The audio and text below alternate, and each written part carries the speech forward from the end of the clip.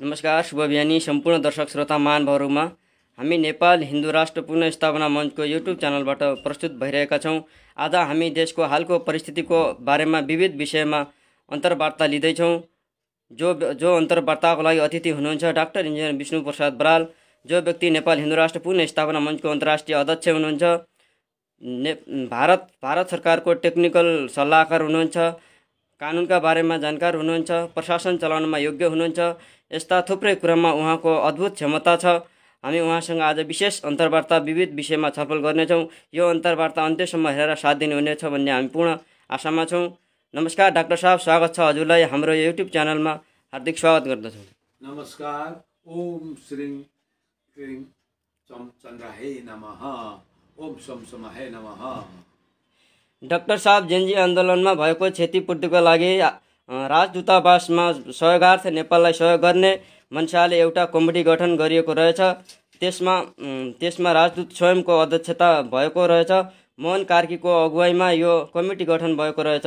Doctor साहब, के यो सहयोग सम्भावना होला? किनकि प्रवासीहरू गरिब दुखी जनता सानोतिनो काम गरेर आफ्नो जीविका पार्जन गर्न धौधौ भइरहेको छ। यस्तो अवस्थामा यो क्षतिपूर्ति सहयोग गर्न कतिको सम्भावना होला? तपाईको प्रश्नलाई म सही मान्छु, तर यहाँ अब अहिले राजदूतावासले स्वयं अध्यक्षता गरेको त युट्युबबाट जो लाइभ भएको थियो त्यसमा देखिरहेको छ, त्यसमा कोही दौडाइ छैन। जहाँ यो मोहन कार्कीको अगुवाईमा भयो कि कसको अगुवाईमा भयो त्यसको लागि मैले अहिले त त्यति प्रत्यक्षमा अहिले छैन, त्यसको अहिले मैले जान्नुपर्ने विषय भनेको छ। तर आजसम्म यहाँ यो गर्यो भने यो लुटपाटको धन्दा हो, यो आफ्नो पकेटमा हाल्ने धन्दा हो। किन नेपालमा पहिला भूकम्प आयो, भूकम्प आउँदा म स्वयं कृष्ण प्रसाद ढकालको टाइममा मैले 5 लाख रुपियाँ दिपकुमार उपाध्यायलाई चेक दिएँ। त्यो चेकको पैसा त नेपाल सरकारलाई पुग्यो। जो जसले केस लिए त्यो सबै आफूको जेबमा हालेर गाडी वहाँ बोर्डरबाट गाडी हराए, काठमाडौँमा थुनिए, अनि काठमाडौँबाट थुनेर 5-7 दिन बसे, अनि आफ्नो यताउति आफ्ना नाता पातादार लगाएर पुलिसमा रहेकालाई अनि भान गरेर बाहिर निक्ले। भनेपछि आफ्नो स्वार्थमा आफ्नो पकेट बनाउन र आफू बन्न, किन यहाँ केही गर्नु सक्दैन। उनीहरूले के गरेका छन् भन्दा मौका हेरेका हुन्छन्, कसरी लुट्ने, कसरी ठग्ने जनता, कसरी जनतालाई झुक्काउने भनेर त्यो भरमा पारेर हामीले नेपालमा कोही गर्दैन। नेपालमा केही एक पैसा जाँदैन, त्यो व्यर्थ कुरा हो। गाडी भन्सारबाट गएको हुन्छन्, काठमाडौँ पुग्दैनन् भूकम्पमा, अनि त्यो मान्छेबाट बिउजोग छ, अनि पैसा उठेको सबै आफ्नो क्युआर कोड दिएर पैसा मगाएपछि कुन जनताले भन्छ कि सरकारलाई पैसा जम्मा गर्छ? यसले यो नचाहिँदो कुरा हो यो। त्यही भएर यो होइन। अनि राजदूत स्वयं 5 करोड रुपियाँ दिएर आरजू देवाललाई घुस दिएर, शङ्कर प्रसाद ढकाल सेकेन्ड टाइम आउनुभयो, उहाँले 5 करोड घुस दिएर राजदूतले रेसिडेन्ट राजदूत बनेर आउनुभयो। भारत सरकारले स्वीकृति तक दिएको थिएन। अनि यहाँ बसी आस्ते आस्ते गर्नुभयो भने उहाँलाई पनि पैसाको आवश्यकता परेको रहेछ भन्ने म बुझ्दछु। किन भन्दाखेरि यो पैसा नेपाल न राजदूतावासलाई कसले डाइरेक्सन दियो, निर्देशन कसको छ, राजदूतावासले देखाउनु पर्यो। अब हामीले यो पैसा उठाउने कि नउठाउने, गरिब जनतासँग माग्ने कि नमाग्ने।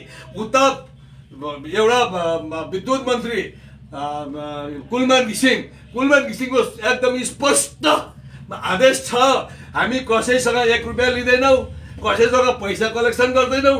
हामीसँग आफ्नो पैसा छ। विद्युतको आज बकाया जो दलालहरूले खाएर लुटेको दगाब बाँकी छ, अनअफिसियली लिएर खाए, बिलको नाममा पेन्डिङ भइरहेको ती करोडौँ रुपियाँ बाँकी छ। ती पैसा आयो भने हामीले आफू निर्माण जो क्षतिपूर्ति भएको छ त्यसको निर्माण गर्न सक्ने क्षमता छ। हामीसँग पैसाको आवश्यकता चाहिएको छैन।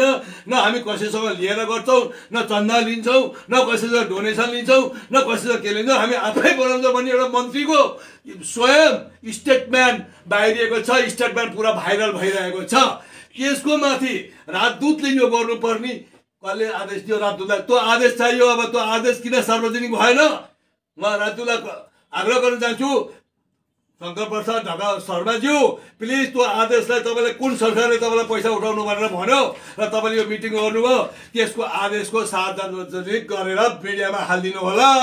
अरू मिडियाकर्मीहरू भन्न चाहन्छु, तपाईँहरू स्वयं राजदूतावासमा गएर इन्टरभ्यू अन्तर्वार्ता लिनुहोस्। जसरी मलाई लिनुहुन्छ त्यसरी उहाँहरूलाई पनि लिनुहोस्। तपाईँले कोही आदेश कहाँ छ तपाईँहरूको? तपाईँले यो पैसा उठाउने, त्यही भएर यो फेरि कसको पकेटमा जाने हो? भूकम्पको पैसा त एउटाको पकेटमा गयो, त्यो व्यक्तिको पकेटमा गयो, दुनियाँलाई थाहा छ। जेल पनि गयो हो, 6 दिन बस्यो जेलमा काठमाडौँमा, अनि छुट्यो।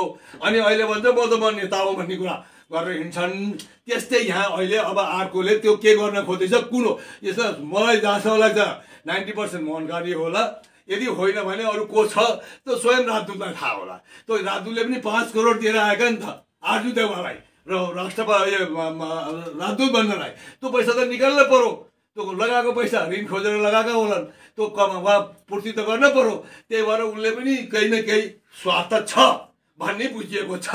यो कुरा त खुलासा भयो। मैले किन यो भयो भनेर मैले काठमाडौँ पत्ता गर्दा यो स्वयं काठमाडौँमा दुनियाँ नेपालमा हल्ला छ कि शङ्कर प्रसाद शर्मा 2 बार दिल्ली वापस फर्किनुभन्दा अगाडि भारतको बिना स्वीकृति आर्जु देवालले 5 करोड लिएर पठाइयो ल जाऊ भनेर, अनि रेसिडेन्ट राजदूत बनेर अलि दिन आस्ते आस्ते आस्ते पहल गरेर अनि उहाँले गर्नुभयो। यो कुरा अहिले एकदम स्पष्ट छ। अरू म भारत सरकारसँग पहल गरेँ मैले, कहिले उसको स्वीकृति भयो त्यो मैले पनि त्यो खोजेँ। त्यो मलाई त ठुलो कुरो होइन यो सब। त्यही भएर त्यो गर्दाखेरि मलाई त्यहाँ गयो कि स्वीकृति भएको थिएन। आर्जु देवालले 5 करोड रुपियाँ लिई अनि उसलाई दोबारा रेसिडेन्ट राजदूत बनाएर पठाएर अनि यहाँले रेगुलाइज गर्नुभयो उहाँले। त्यो ठिक छ, तर यस्ता काम है हामी समर्थन गर्दैनौँ। अरू तपाईँहरू पनि गएर उहाँसँग अन्तर्वार्ता लिने गर्नुहोस्। अरू उहाँलाई सोध्नुहोस् खोइ तपाईँको स्वार्थ पनि यदि तपाईँलाई नेपाल सरकारले सुशीला कार्कीले भनेका छन् भने तपाईँले स्वयं आदेश रिफ्लेक्ट गर्नुहोस् मिडियामा, अनि बल्ल मिटिङ गर्नु। यो फेरि कसलाई धनी बनाउने विचार गरेको छ नि यहाँ कसले? फेरि अर्कोले कसले खाने हो? अब को धनी भनेर फेरि नेता बन्ने हो? पहिला एउटा बनो नेता भइहाल्यो, अब अर्को बन्छ, को बन्छ अनि नेता बन्छ। कोही पैसा नेपालमा पुग्दैन। त्यही भएर म आग्रह गरिहाल्छु कसैले 1 पैसा नदिनुहोस्। कोही दिने मतलबै कुरा आउँदैन यहाँ। यो सब धन्दी ठगी धन्दा हो यो सब। डाक्टर साहब, तत्कालीन माओवादी केन्द्रका अध्यक्ष प्रचण्डको अगुवाईमा अन्य थुप्रै नेताहरू मिलेर राजतन्त्र त्याग्नका निमित्त विभिन्न बहानाबाजी बनाएर राजतन्त्र जनताको हक हितमा नभएको र जनताको हक हितका लागि देशमा लोकतन्त्र ल्याउनुपर्छ भनेर त्यत्रो आन्दोलनमा करिब 22,000 जनाको बलि दिएर राजतन्त्र हटाएर लोकतन्त्र घोषित गरे। तर अहिलेसम्म आफन्त र आफ्नाका लागि मात्र लोकतन्त्र ल्याएको, जनताको लागि जस्ताको त्यस्तै भन्ने केही जनताको भनाइ छ। अहिलेको लोकतन्त्रभन्दा पहिलेको राजतन्त्रै ठिक थियो। यस विषयमा हजुरको के चाहनुहुन्छ? यस विषयमा स्पष्ट धारणा बनाइदिनुहोस्। होस्, तपाईँहरूले ठिक भन्नुभयो। तपाईँको प्रश्न जायज छ, त्यसलाई म समर्थन गर्छु। किनभने प्रचण्डले भनेको थियो राजतन्त्र, राजा मात्र एक्लै धनी भयो, राजा मात्र एक्लै कमायो, राजाले मात्रै राज गर्यो, हामी सब जनताले राज गर्नुपर्छ, हामी सबै बराबर हौँ, सबैलाई बराबर सम्पत्ति बाँड्नुपर्छ, किन राजा मात्रै सम्पत्ति बनाउने भनेर उसले आरोप थियो एउटा। अर्को आरोप के थियो भन्दाखेरि अर्को आरोप थियो हामी सबै दलित समाज जति ट्राइबल र ट्राइबल छौँ हामी एक हौँ, हामी अरू केही अलग छैनौँ। त्यो एउटा उसको आरोप थियो। अर्को 2टा बिहा गरेलाई खुट्टा बाँध्ने आरोप थियो। त्यसको सबैलाई सम्पत्ति बराबर बाँड्ने, कसैको सम्पत्ति धेरै हुन सक्दैन भन्ने आरोप थियो। त्यो यो आरोपमा उसले प्रलोभनमा ल्याएर जनता झुक्काएर जनताको हत्या गरेर जनतालाई गुन्डाहरूलाई बलात्कार गर्न लगाएर चेलीहरूलाई, अरू चेलीहरू लगेर बम्बेमा गोवामा बेचेर यिनीहरूले त्यो काम गरे। त्यो अहिले मौजुदा छ। जनार्दन शर्माले 55 केटी गोवामा बेचेको पुरा प्रमाणित छ। त्यही भएर म अहिले भन्न चाहन्छु त्यो भनेर आयो। त्यसको विपरीत के भयो भन्दाखेरि तपाईँहरूको प्रश्न एकदम सही छ। अहिले माओवादी पार्टी विलय भयो, खालि उही मात्रै अध्यक्ष बन्ने, अरूलाई म अध्यक्ष बन्नै दिन्न भने। अनि जनार्दन शर्माले पार्टी छोडो, अनि जनार्दन शर्माले भन्नु म अध्यक्ष बन्छु, म अब मेरो पाली हो, अनि उसले त दिन पर्छ भनेर पार्टी विलय गरिदियो। भनेपछि त राजतन्त्रको बाउ रहेछ फेरि। अनि राजतन्त्रको त अहिले यति 200 साल राजतन्त्रले राज गरे, तर अहिले पनि धनीमा हेर्दाखेरि 6 नम्बरमा आउँछन्। तर प्रचण्डले यति सानो उमेरमा यति पैसा कहाँबाट ल्यायो भनेपछि प्रचण्डले आफ्नो स्वार्थमा, आफ्नो मतलबमा, आफ्ना खानदान पाल्न, आफ्ना छोराछोरीलाई पाल्न, अरू पुरा खानदानलाई भरिपूर्ण बनाउन मात्रैमा हत्या, जनता हत्या गरेको देखियो। 1 नम्बर। 2 नम्बर, आफूले सम्पत्ति लगेर दुबईमा राख्ने, उहाँ राख्ने, उसको लागि को बोल्ने? त्यो छैन। अझै फाइफुटी लाएर यो गर्ने, अझै प्रचण्ड त झुँडिएर मर्नुपर्ने आफै, त्यो पानीमा डुबेर झुँडिएर कि डुबेर चुलभर पानीमा डुबेर मर्न पर्ने हो प्रचण्ड। अनि अहिले फेरि अर्को पार्टी, अनि पार्टी बिलाई किन गर्यो? लोकतन्त्रको मान्छे लोकतन्त्र भयो यो? त्यो लोकतन्त्र हुन्छ? अध्यक्ष बदल्न पर्छ, टेनियर पुरा भयो भने लोकतन्त्र हुन्छ त? पार्टी बिलाई गरिदिएपछि त्यो लोकतन्त्र होइन। त्योभन्दा राजतन्त्र भन्दा नि धेरै और खतरनाक तन्त्र हो यो। यसको कोही नामै छैन। राज संस्थाको त एउटा नाम छ, त्यही भएर राज संस्था सही हो। राज संस्थाले लुटेनन्, राज संस्थाले गरेनन्, राज संस्थाले धर्म परिवर्तन गराएनन्, राज संस्थाले जनता हत्या गरेनन्, राज संस्थाले बलात्कार गरेनन्, राजतन्त्रले केही पनि गरेनन्। त्यही भएर राजतन्त्रले देश पनि लुटेनन् भनेर राजतन्त्र सही हो, यो तन्त्र सही होइन, राजतन्त्रै सही हो भन्ने कुरा अहिले अवलोकन भइरहेको छ। अर्को, प्रचण्डले आफू मात्रै बस्ने अरूलाई भन्न नदिन, जरुरत परे आवश्यकता परे पार्टी बिलाइ गर्ने, कस्तो मजाको कुरा। लोकतन्त्र भन्छ अझ। अरे प्रचण्ड जोडेर मर्यो हुन्छ यार।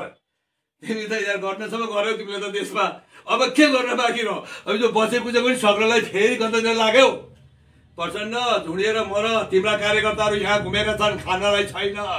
तिम्रा कार्यकर्ता भारतमा खाना छैन, भोकै छन्, जान सक्दैनन् नेपाल। तर उनलाई तिमीले देऊ त, यत्रो पैसा राखेका छौ प्रचण्ड। त्यही भएर उत्पाद नमचाऊ। लोकतन्त्र होइन, पार्टी विलय गरेपछि तिमी कोही तन्त्रै होइन, तिमी देशको जनताका विरुद्ध हौ। तिमी देश बर्बाद गर्ने विरुद्ध हौ। तिमी देशलाई मेटाउने तन्त्रमा छौ तिमी प्रचण्ड। यहाँ जति भोकै तन्त्र छ नि तिम्रा, ती माओवादीका, तिनीलाई पाला। पहिला तिमीलाई पाला, अनि बल्ल बल्ल मैले सबैलाई बाँडे सम्पत्ति, अनि बल्ल मानिन्छ। होइन भने तिमी केही गर्दैन, चुप लाएर अब जाऊ। ऋषिमुनिले जहाँ तपस्या गरेको थियो उहाँ जाऊ, पहाडको तल बस कुटीमा। हो भने त्यति बाँच्लौ, न त बाँच्न पनि गाह्रो छ। अब छोड्दैनन्। डाक्टर साहब, आजको लागि अन्तिम प्रश्न छ कि पूर्व प्रधानमन्त्री बाबुराम भट्टराई पुनः सत्ता र स्वार्थका खेलमा जनतालाई भ्रममा पारेर म मेयर बन्छु, मलाई मेयर बनाउनु भन्नुभएको रहेछ। तपाईँको नजरमा लोकतन्त्रमा यो राजनीतिको बारेमा र एकपटक देशकै प्रधानमन्त्री भएको मान्छेले म मेयर बन्छु भनेर भन्नुको रहस्य के रहेछ? यसको विषयमा बताइदिनुहोस्, जनता जान्न चाहन्छन्। यस्तो हो, म already technical to chief minister बनिसकेको व्यक्ति। मलाई कोही क्याबिनेट मन्त्री ल्याएर भनेर मसँग बोल भने म जान्न।